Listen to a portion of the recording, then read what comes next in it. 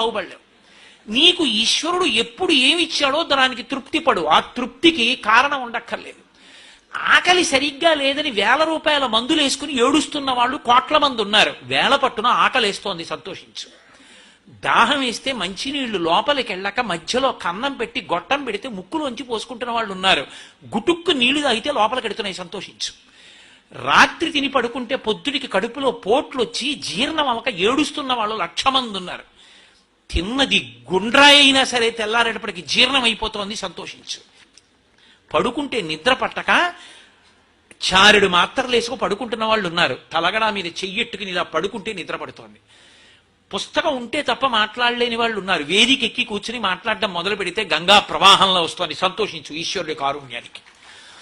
కొంతమంది కూర్చోలేని వాళ్ళు ఉన్నారు, కూర్చుంటున్నావు. నడవలేని వాళ్ళు ఉన్నారు, నడుస్తున్నావు. చూడలేని వాళ్ళు ఉన్నారు, చూస్తున్నావు. వినలేని వాళ్ళు ఉన్నారు, వింటున్నావు.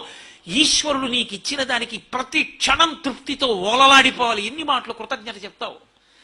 అది మానేసి ఎప్పుడు ఏదో పోయిందాన్ని తలుచుకుని ఏడవడం కాదు, వచ్చేదాన్ని ఊహించుకుని అలా జరిగితే బాగుండని కనుబొమలు ఎగరేయడం కాదు.